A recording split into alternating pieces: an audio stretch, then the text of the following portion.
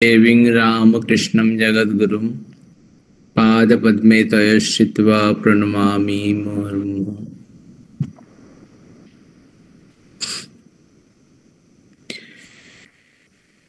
যারা সকলে উপস্থিত রয়েছেন, মায়ের ভক্তেরা, মায়েদের আশ্রিত আরো যারা রয়েছেন তাদের সকলকে আমার আন্তরিক নমস্কার জানাই। আজ আমরা একটি শুভ দিনে এখানে সকলে উপস্থিত হয়েছি। যদিও এখানে দিন শেষ, রাত, কিন্তু আপনাদের ওখানে দিন।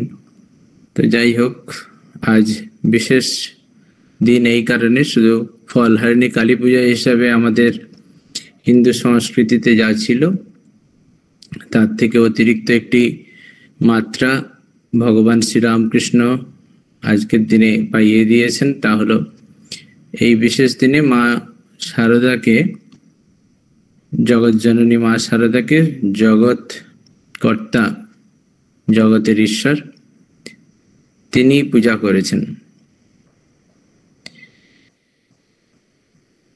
সেই পূজার পূর্বে যে মন্ত্রটি তিনি যে দেবীর উদ্দেশ্যে প্রদান করেছেন, সেই মা শারদাকে তিনি বলছেন যে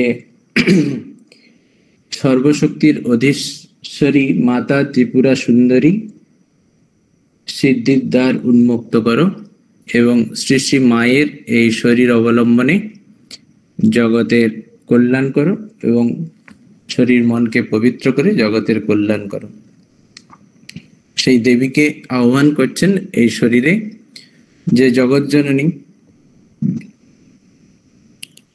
আমরা প্রত্যেকেই মা শারদার স্বরূপ নিয়ে সকলেই কম বেশি অবহিত। দেখার বিষয় যে ভগবান শ্রীরামকৃষ্ণ মা শারদার রূপটি নিজেই উন্মোচন করে দিয়ে গেছেন।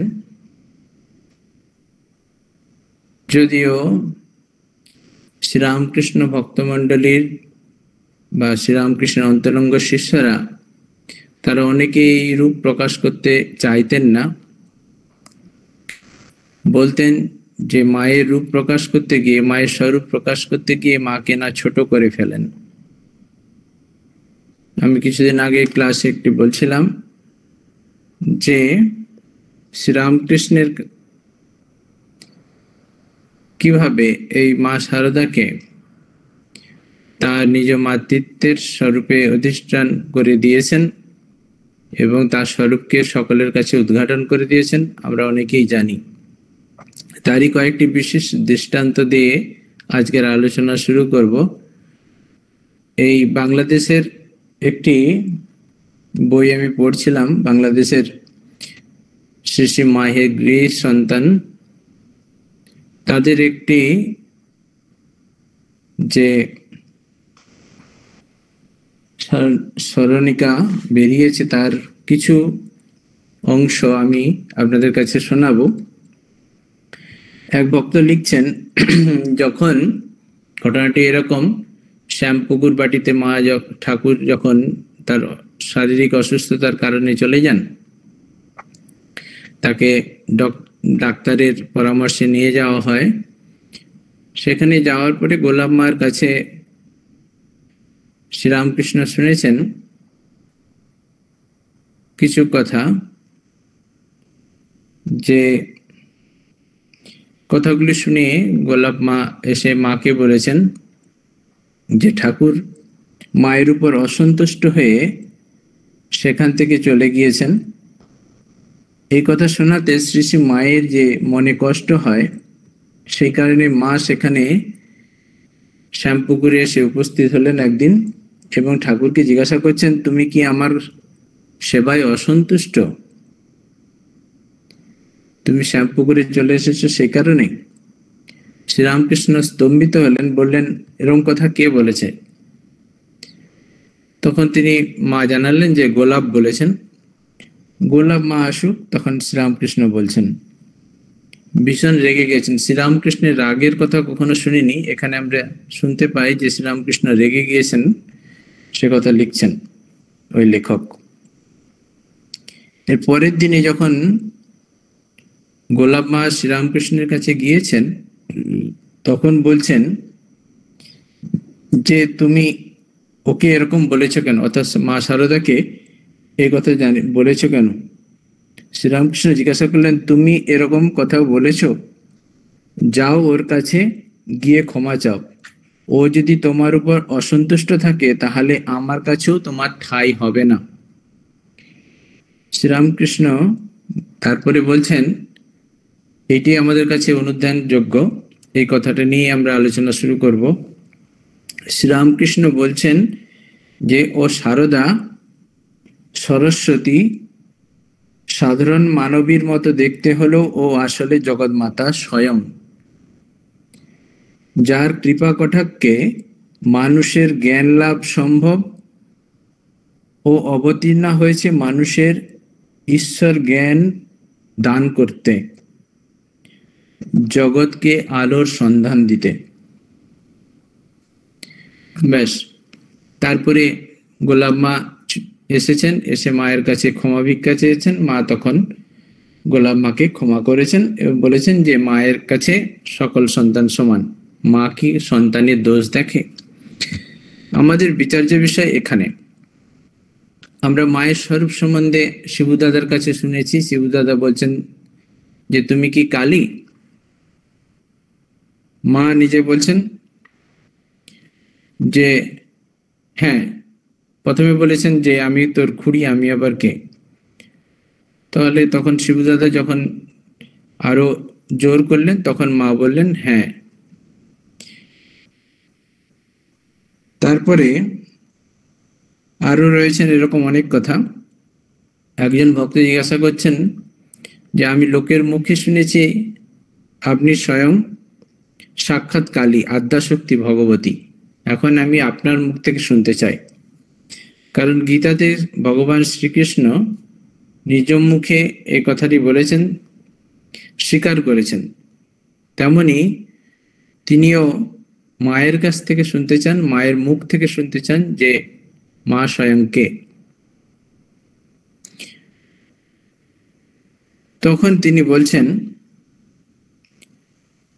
মা বলছেন হ্যাঁ সত্য। তন্ময়ানন্দজির স্মৃতিকথায় রয়েছে যে ঠাকুর স্বয়ং ভগবান, তাহলে আপনি কে? তখন মা বলছেন আমি আবার কে? ভগবতী, আমিও ভগবতী। এখানে একদিকে দেখা যায় ভগবান শ্রীরামকৃষ্ণ মায়ের স্বরূপ উদ্ঘাটন করেছেন, মা ভক্তদের কাছে কখনো কখনো কখনো সখনো মা তার স্বরূপ উদ্ঘাটন করেছেন। আজকের বিষয় যে কথা নিয়ে বলবো বলেছিলাম, সনাতনী মা শারদা। এখন এই মা শারদায় সনাতনী, অর্থাৎ যিনি আদ্যাশক্তি মহামায়া, তিনি রূপ ধারণ করে এসেছেন, রূপ ঢেকে এসেছেন। শ্রীরামকৃষ্ণ বলছেন আরেক জায়গাতে যে পাছে লোকের অমঙ্গল হয়। মহাপুরুষ মহারাজের কথা তো রয়েছে, বাবুরাম মহারাজের কথাতেও রয়েছে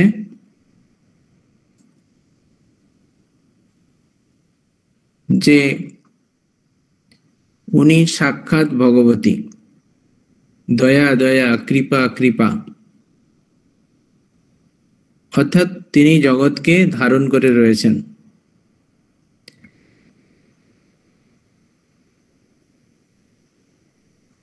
আমার এখানে কয়েকটি আলোচনার বিষয় প্রসঙ্গ এই, যেখানে মা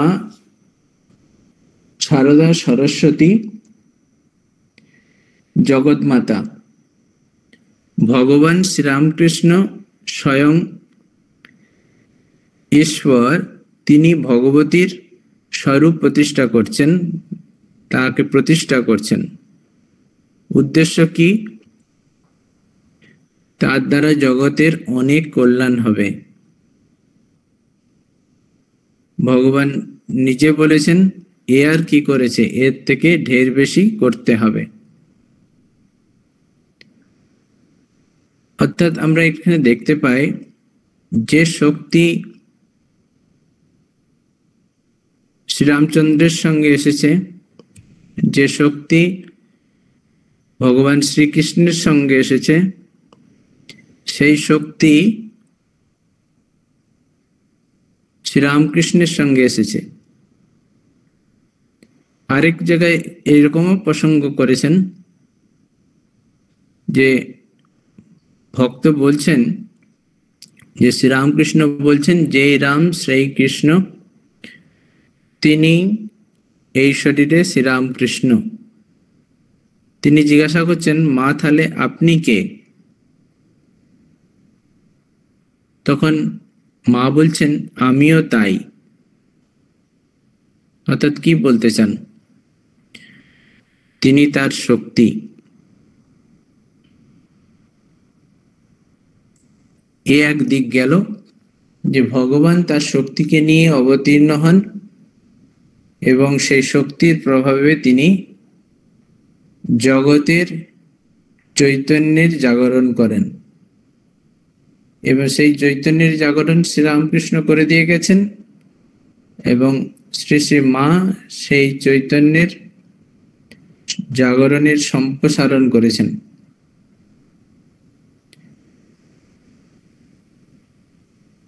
একটি লেকচার শুনছিলাম শ্রীধরানন্দজি মহারাজের। উনি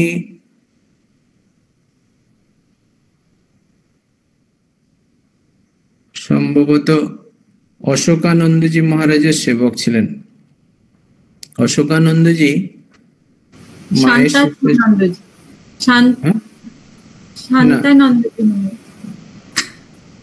শ্রীধরানন্দজি, হ্যাঁ, উনি অশোকানন্দজির একটি সেবক ছিলেন, বা তার একটি ঘটনা বলছিলেন। মায়ের শেষ শিষ্য যিনি ছিলেন, উনি জিজ্ঞাসা করছিলেন যে মা কে? তো উনি অনেক উত্তর দেননি। অনেক সময় অনেকবার প্রশ্ন করার পরে বললেন, মা আবার কে? যার শক্তিতে শ্রীরামকৃষ্ণ হয়েছেন, তিনি স্বয়ং মা। অর্থাৎ যে শক্তিতে শ্রীরামকৃষ্ণ এই চৈতন্যের জাগরণ করেছেন, জগতের চৈতন্যের জাগরণ করেছেন, জগতের যে শক্তি সঞ্চার করেছেন, সেই শক্তি স্বয়ং শ্রী মা শারদা।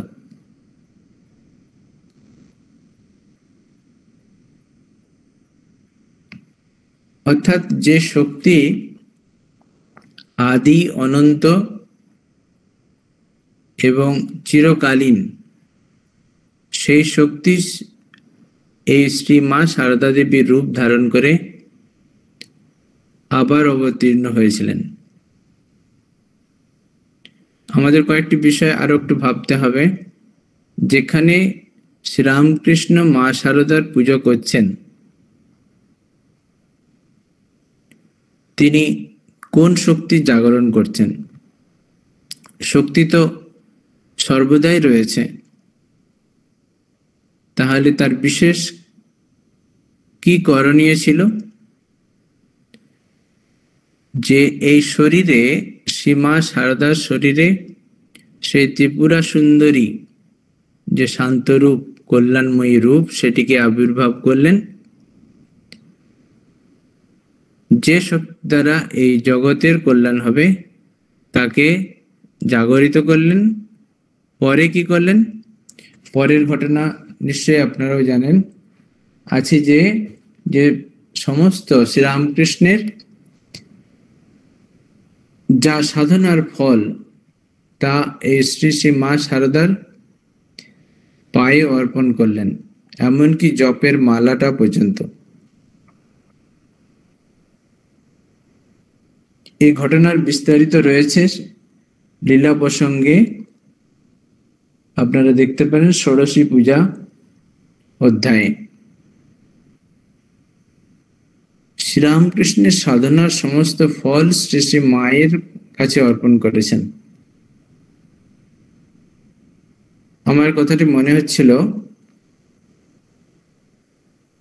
যে মা যে নির্দিষ্ট আধার, যে আধারে শক্তি সঞ্চিত থাকতে পারে বা শক্তিকে তিনি রাখতে পারেন, আধার সেরকম না হলে নিশ্চয় শ্রী রামকৃষ্ণ সেই শক্তিকে, তার সাধনার ফলকে তার হাতে অর্পণ করবেন না। একটি জায়গায় রয়েছে যে মায়ের মাতৃত্ব এখানে, মায়ের দেবীত্ব এখানে, যে তার মধ্যে কোনো অহংকার নেই। একজন ভক্ত বলছেন তার মধ্যে কোনো অহংকার ছিল না। মানুষের তো অহংকার লেগেই রয়েছে। মহাপুরুষ মহারাজের কথা বলছিলাম, কি শক্তি তিনি বলছেন যা আমরা হজম করতে পারি না। ও বাবুরাম মহারাজের কথা, যা আমরা হজম করতে পারি না তা মায়ের কাছে চালান দিই।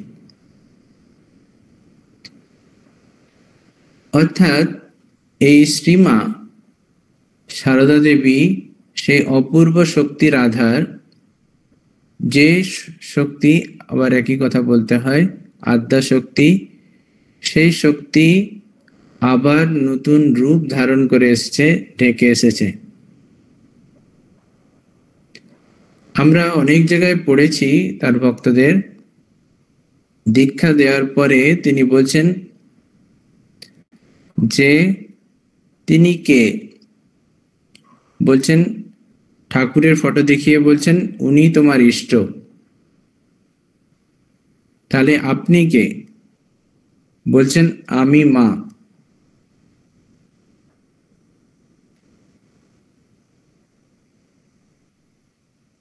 আমি কথাটা ভাবছিলাম যে ভগবতী স্বয়ং নিজেরকে আমাদের কাছে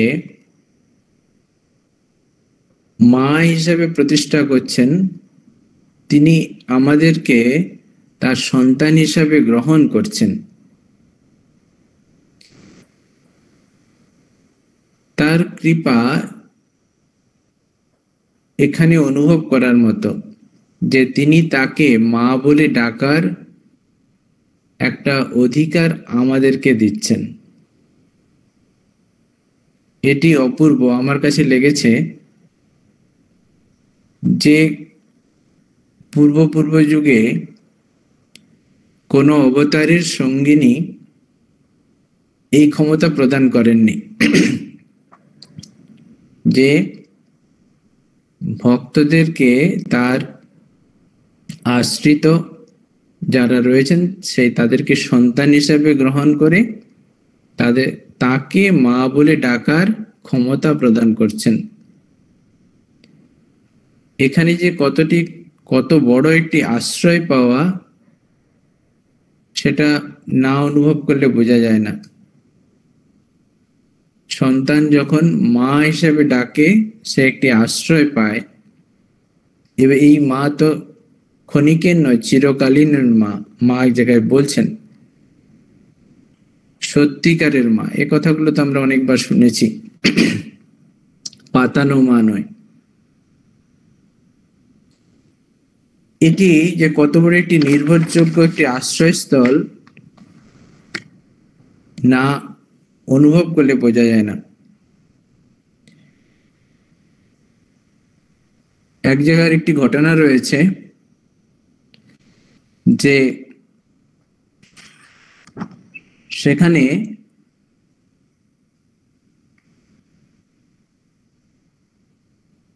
মায়ের বাড়িতে যে রান্না করত, তিনি কিছু খারাপ কাজ করেছেন। সেই সময় মায়ের অসুখ, সে আসছে না। তখন একজন বলছে তাহলে মা আরেকজন রান্নার জন্য জোগাড় করি আর এই জন্য ব্যবস্থা করি, তার সম্বন্ধে তো আপনি সবই জানেন। যদি দয়া করে বলেন তো অন্য লোক দেখি।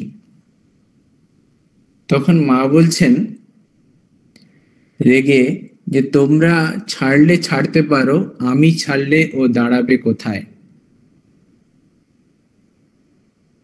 এই কথাটি অনুধ্যানযোগ্য যে আমি ছাড়লে দাঁড়াবে কোথায়, কত বড় একটি অভয় বাণী। মায়ের এ কথা তো রয়েছে, আমার ছেলে যদি ধুলো কাদা মেখে থাকে তাদের ধুয়ে মুছে কোলে নিতে হবে। আমি যে তাদের সত্যিকারের মা, পাতানো মা নই।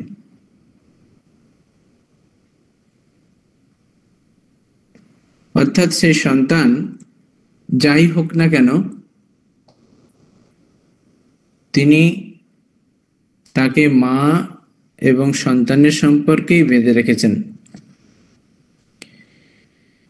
চন্দ্রমোহন দত্তের স্মৃতিকথায় রয়েছে, তিনি লিখছেন যে মা তাকে খুব আদর করে ডাকতেন চাঁদু বলে। তিনি মায়ের কাছে গিয়ে জিজ্ঞাসা করছেন যে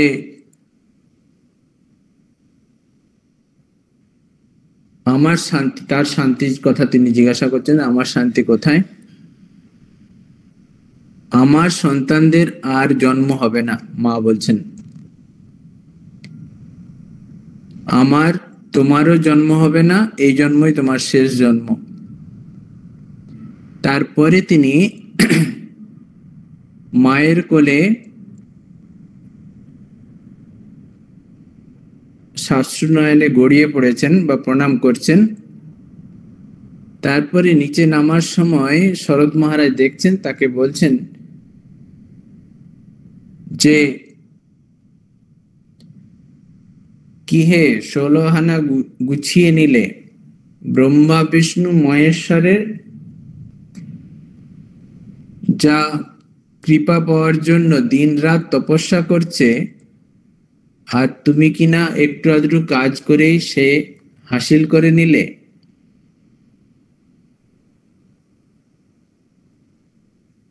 অর্থাৎ যে জ্ঞান লাভ বা যে মুক্তির জন্য দেবতারাও অধীর আগ্রহে অপেক্ষা করছেন, সাধন করছেন, সে শুধু মায়ের একটু সেবা করেই লাভ করছেন। অর্থাৎ এ যুগে কত সহজে মায়ের কৃপা এবং মুক্তি লাভ করা যেতে পারে সেটি দেখিয়ে দিলেন। আরেকটি জায়গাতে রয়েছে বেলুড় মঠের ঘটনা।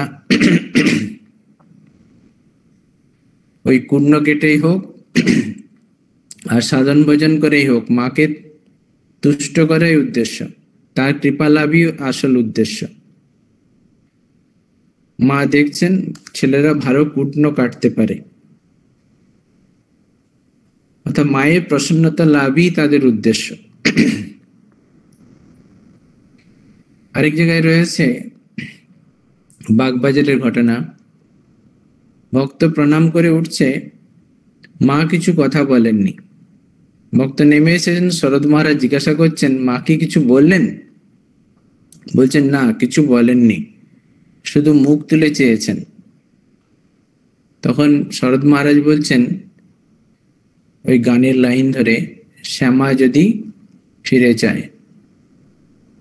অর্থাৎ তিনি যদি মুখ তুলে চান তাহলে আর কোনো বিপদ থাকে না।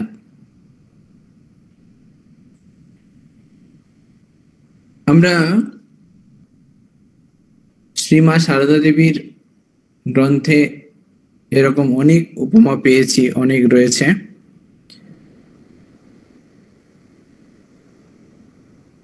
আরেকটি ঘটনা বলি, যেখানে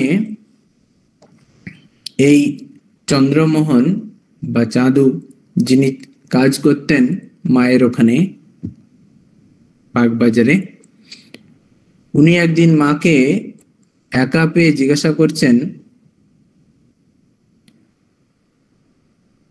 বা মাকে ধরেছেন, আপনার স্বরূপ দেখব।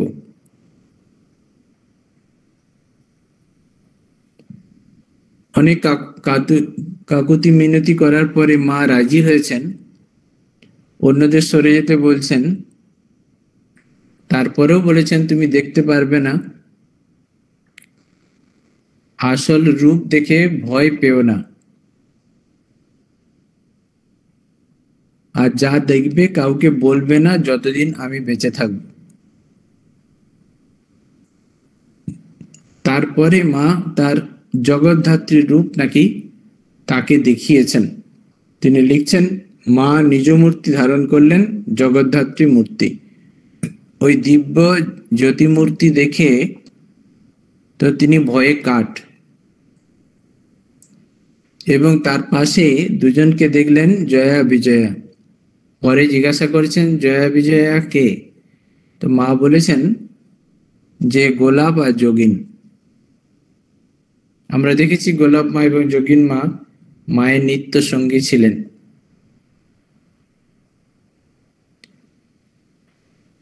এই জগদ্ধাত্রী রূপে মা অনেককেই দেখা দিয়েছেন। কোন এক মহারাজের স্মৃতিকথায় রয়েছে যে তিনি যখন প্রণাম করছেন তখন দেখলেন যে মায়ের পায়ের যে শিরাগুলি সেগুলি বেশ উজ্জ্বল বেরিয়ে রয়েছে। তিনি প্রণাম করতে করতে মনে মনে ভাবছেন, এই তো মায়ের পা। অর্থাৎ তার ভাবেই যে ইনাকে দেবী বলেন, কিন্তু মায়ের পায়ে তো সেরকম কোনো প্রকাশ দেখছি না। তো তিনি যখন মাথা তুলে উঠছে, প্রণাম করে মাথা তুলেছেন, দেখছেন যে দেবীর পা এবং জগদ্ধাত্রী মায়ের যে লাল পা সেটি তিনি দেখেছেন। এরকম অনেক বর্ণনা রয়েছে। আরেক জায়গায় রাসবিহারী মহারাজের ঘটনাটি রয়েছে স্মৃতিকথায়। রাসবিহারী মহারাজ একবার দেখছেন মানে রাসবিহারী মহারাজের মনে একটু ক্ষোভ ছিল। ক্ষোভ মানে এই যে তিনি মায়ের ওখানে কাজ করতেন, বাড়ি তৈরি করা, বাজার করা, হিসেব রাখা, এসব করছেন। তো তিনি ভাবছেন এসব কি করছি। তো মা বলছেন, এটা স্বামীজির কাজ, দেখো এই কাজেই তোমার মুক্তি। তার কাজ ভেবে, তার সেবা ভেবে কাজ করো। তারপরে রাসবিহারী মহারাজের মনে যে ক্ষোভ, তখন মা বলছেন, এই বাড়ি তৈরি করা, বাজার করা, হিসেব রাখা, এ তো আমারই কাজ গো। আমারই কাজ অর্থে কি বলছেন? এই জগতের কাজ না জগৎ মাতার কাজ? নিশ্চয়ই মা বলতে চেয়েছেন এই জগৎ মাতার কাজ, এর দ্বারাই মুক্তি। তারপরেই দেখছেন মায়ের জ্যোতির্ময় মূর্তি। রাসবিহারী মহারাজ দেখছেন মায়ের জ্যোতির্ময় মূর্তি, এবং তখন তিনি আর দেখতে পাচ্ছেন না, চোখ বন্ধ করে চোখ ঢাকে। তখন মা বলছেন, ও কি রাসবিহারী, কি হলো তোমার? চোখ বন্ধ করলে যে, দেখো, চেয়ে দেখো। রাসবিহারী মহারাজ আবার চেয়ে দেখলেন মায়ের সাধারণ মূর্তি। এরকম অনেক অসংখ্য ঘটনা রয়েছে যার দ্বারা মা তার স্বরূপ প্রকট করছেন।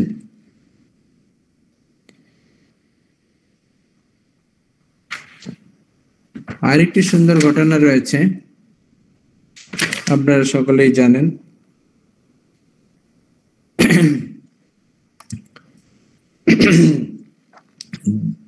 দক্ষিণাত্যে মা যখন যান, এই ঘটনাটি আমার অনেকটা মনে হয়েছিল যে শ্রীরামকৃষ্ণ মাকে সর্বমঙ্গল মঙ্গলে শিবে সর্বাত্ম সাধিকে শরণ্যে ত্র্যম্বকে গৌরী নারায়ণী নমস্তুতে যে মন্ত্র দিয়ে মাকে প্রণাম করছেন, ঠিক এই মন্ত্রটাই, এই চণ্ডীর এই মন্ত্রটি দিয়েই রামকৃষ্ণানন্দজি মাকে প্রণাম করেছিলেন। সে ঘটনাটি আপনাদের সকলেই জানা, ব্যাঙ্গালোরের ঘটনা। অর্থাৎ মায়ের সে দেবী স্বরূপ তারা অনুভব করেছেন। আরেকটি ঘটনাও রয়েছে, অসংখ্য এরকম। স্বামীজি যখন বেলুর মঠ থেকে দক্ষিণেশ্বরে বাগবাজারে যাচ্ছেন, তখন গঙ্গার জল খেতে যাচ্ছেন। সে সময় বর্ষাকাল, কিন্তু গঙ্গার জল তো সে সময় অনেকটা ধুলো কাদাবাদি মাটি থাকে, অথচ খাচ্ছেন, পান করছেন, যে মায়ের কাছে যাচ্ছেন প্রণাম করতে। যদি মনের মধ্যে একটু মাত্র অপবিত্র ভাব থাকে, তখন কি হবে? রাজা মহারাজ যখন মাকে প্রণাম করতে যেতেন, তখন তিনি কাঁপতেন। নাগ মহাশয় তো তিনি প্রণাম করতে যেতেই পারতেন না, সিঁড়িতেই তিনি এমন ভাবে দাঁড়িয়ে থাকতেন, তাকে আরো কয়েকজন মিলে ধরে উপরে নিয়ে যেতে হতো। এদের প্রত্যেকের ভাব এটি দ্রষ্টব্য, যে শ্রী শ্রী মায়ের প্রতি তাদের কি ভাব ছিল। আরেকটি ঘটনা পড়ছিলাম, কোথাও রয়েছে, যেদিন স্বামী অভেদানন্দজি মহারাজ মায়ের স্তোত্রটি রচনা করেছেন, প্রকৃতিং পরমা, তখন মা বলছেন, ও কি গো, আমার আবার স্তোত্র? তারপরে যখন অভেদানন্দজি অনুরোধ করছেন মাকে শোনার জন্য, তো মা ওই রামকৃষ্ণ গত প্রাণাম তন্নাম শ্রবণ প্রিয়াম তদ্ভাব রঞ্জিতাকারং, এখানে যখন পড়ছেন, তখন তদ্ভাব রঞ্জিতাকারং ওখানে শুনেই মা সমাধিস্থ হয়ে পড়েছেন। অর্থাৎ শ্রীরামকৃষ্ণের সঙ্গে তার একাত্ম বোধ অনুভব করছেন। রামকৃষ্ণ গত প্রাণাম, সেখানে তার অর্ধবাহ্য দশা, অর্থাৎ এদের দৃষ্টি যে শ্রী শ্রী মা শারদার প্রতি যে কিরূপ ছিল, এবং মা যেভাবেই হোক সন্তানদের কাছে তার মাতৃত্ব প্রকাশ করতে চাইতেন, কিন্তু তার স্বরূপ যখনই মনে আসতো তিনি তাতে বিলীন হয়ে যেতেন।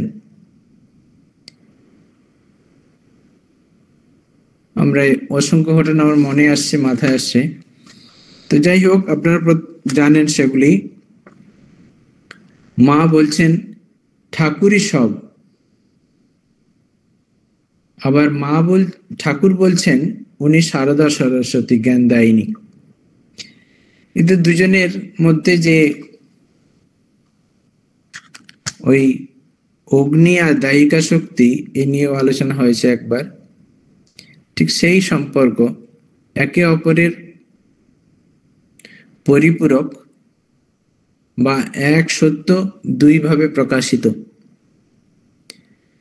যেমন ব্রহ্ম নিজে প্রকাশিত হতে পারে না, শক্তি বিনা তার সৃষ্টি নেই, অর্থাৎ শক্তিকে আশ্রয় করে তিনি সৃষ্টি করেন। তো ভগবান শ্রীরামকৃষ্ণ তাই তিনি এই শক্তিকে আশ্রয় করে সৃষ্টি করবেন বা সৃষ্টিকে রক্ষা করবেন, এই তার উদ্দেশ্য। শ্রীরামকৃষ্ণ যখন মা কালীর রূপের বর্ণনা করছেন, খুব সুন্দর রূপটির বর্ণনা শ্রীরামকৃষ্ণ করছেন, যে শিব সবরূপী শিব, তার উপরে শক্তি দণ্ডায়মান। অর্থাৎ যে ব্রহ্ম, যাতে কোনো সৃষ্টি নেই, যার উপরে শক্তি অবস্থান করে এই জগৎ সৃষ্টি করছেন, পালন করছেন, আবার সংহার করছেন, এই হলো কালীর রূপের বর্ণনা। অর্থাৎ এই জগতের পেছনে যে সত্য ব্রহ্ম রয়েছে এবং জগতের পেছনে যে শক্তি রয়েছে তাই শিব আর শক্তি, এবং এই জগতের পালন করার জন্য তারা বারবার অবতীর্ণ হয়েছেন। এখানেও সেই রূপে দেখি যে শ্রীরামকৃষ্ণ আর মা শারদা,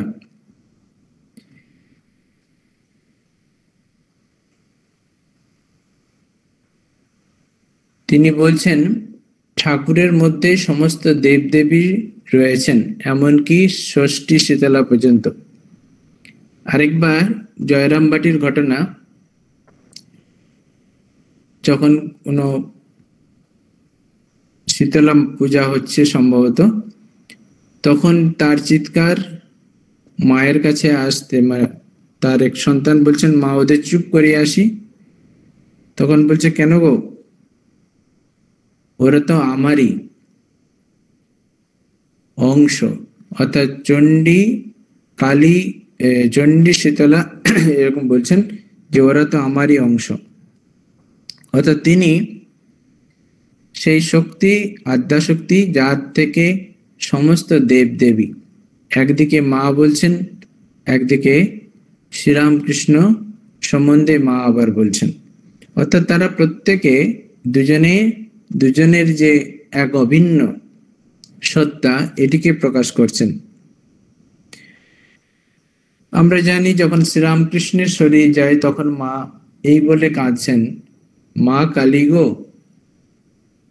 তুমি কি দোষে আমায় ছেড়ে চলে গেলে গো। অর্থাৎ মা শ্রীরামকৃষ্ণকে দেখতেন আবার কালী রূপে।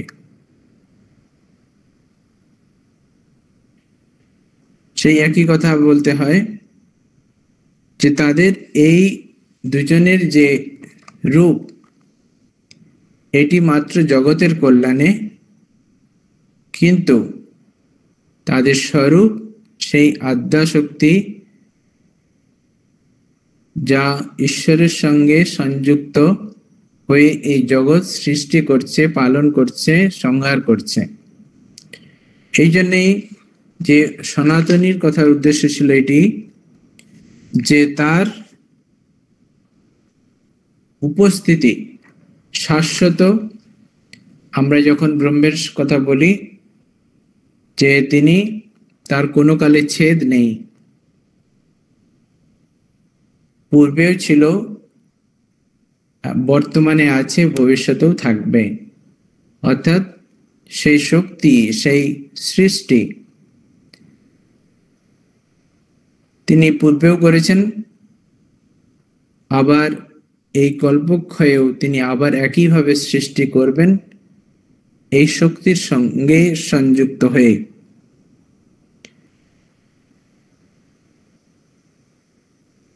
আরেক জায়গার একটি ঘটনা আছে, কেশবানন্দজিকে মা বলছেন, মা আপনাদের ষষ্ঠী শীতল, আপনাদের পরে আর কি, ষষ্ঠী শীতলা প্রভৃতি দেবতাকে কেউ মানবে না।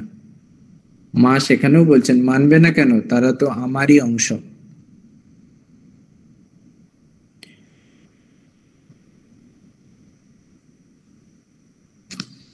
অর্থাৎ যারা এই স্বরূপকে অবলোকন করতে পেরেছেন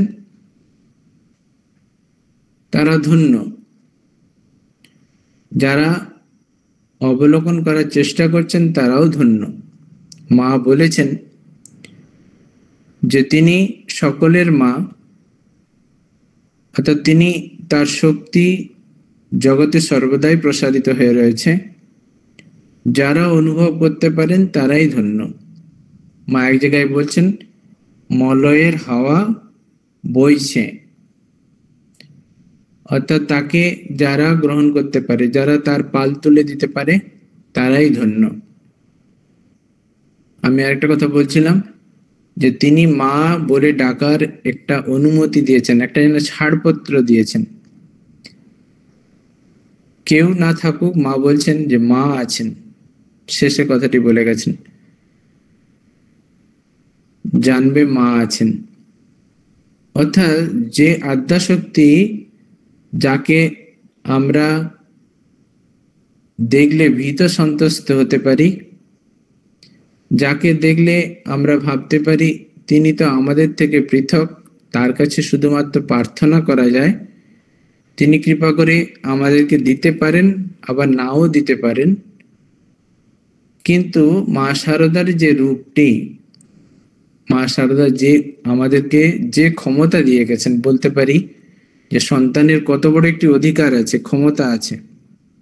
ঠাকুর বলছেন না, মায়ের ধন কাড়ি নেওয়া যায়। ওই যে কাউকে বলছেন যে মায়ের উপর জোর চলে,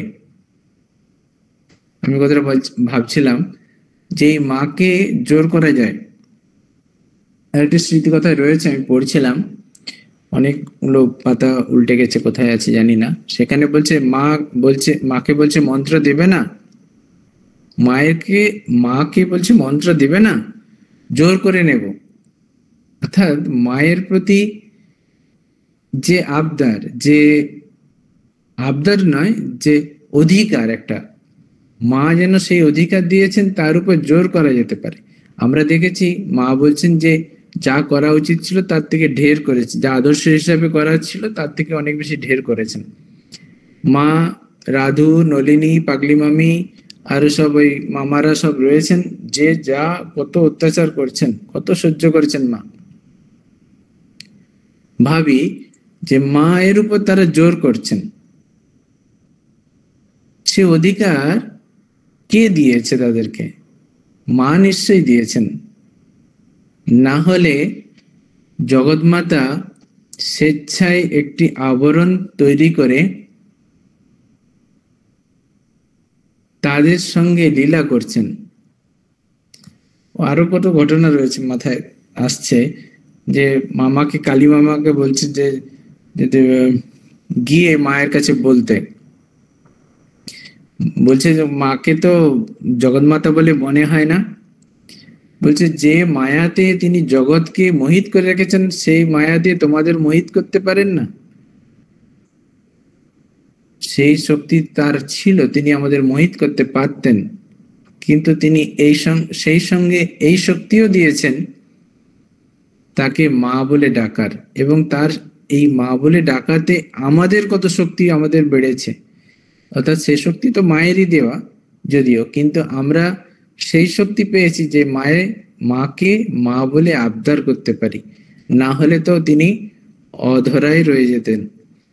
তো আমাদের এই দেবী হোক আর তিনি জগদ্ধাত্রী হোক, কালী হোক, কিন্তু আমাদের ভরসা যে আমাদের মা আছেন।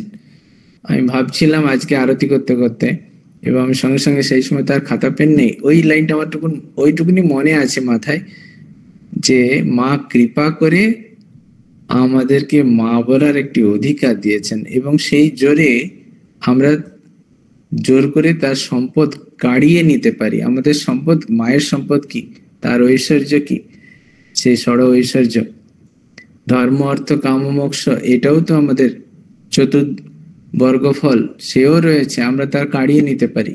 আমাদের একটা ক্ষমতা রয়েছে, মা সেই ক্ষমতা দিয়েছেন সন্তানকে। অর্থাৎ আমরা শুধু তার কাছে এ আবদার করি, তিনি আমরা যা চাইবো তাই তিনি দেবেন। কিন্তু সাবধান, যেন চাওয়াতে যেন আবার ভুল না হয়ে যায়। গতদিনে গীতাতে বলছিলাম যে আমরা যেন ভুল কিছু না চেয়ে ফেলি। মায়ের কাছে শুধু এইটুকুন প্রার্থনা, কৃপা করে তার স্বরূপটিকে তিনি আমাদের কাছে প্রকাশ করুন, বা তিনি আমাদেরকে তার আলোয় নিয়ে যান। এইটুকুনি, তাতেই আমরা ধন্য হব। কারণ আমাদের এই ক্ষমতাটুকুন রয়েছে, দিয়েছেন তিনি, সেটা আমরা যেন প্রয়োগ করি। সন্তান হিসাবে তিনি তো দূরে ফেলতে পারবেন না, তো যাই হোক, আমরা সেটুকুন অন্তত লাভ করতে পারবো। আজকের দিনে সেই মায়ের কাছে আমাদের সেই প্রার্থনা হোক, সেই মা যেন আমাদেরকে অন্তত এই জন্মেই, মা বলেছেন এই জন্মে ঠাকুর এসে দেখা দিয়ে যাবেন, ঠাকুর নিয়ে যাবেন। তার মা কোথায় যাবেন? মাও নিশ্চয়ই এসে দেখা দেবেন, নিয়ে যাবেন। তিনি তো আর মা ছাড়া নয়, মা তো আর ঠাকুর ছাড়া নন। আমাদের এই প্রার্থনা থাক, সকলের মঙ্গল প্রার্থনা করি। আজকের শুভ দিনে সকলে ভালো থাকুন। জয় মা, জয় মা।